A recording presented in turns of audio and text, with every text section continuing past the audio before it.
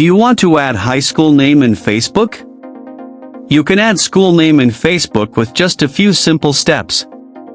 Before we begin, please like this video and subscribe to our channel. I've also included some helpful tools and apps in the description, so be sure to check them out.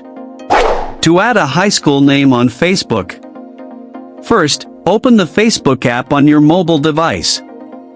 Once you are on Facebook, tap on your profile picture at the bottom right of the screen.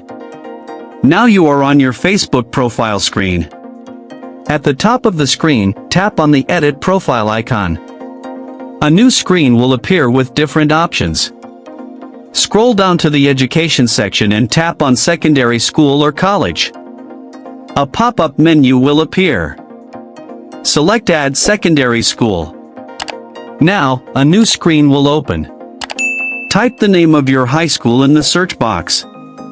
Select the correct school from the list.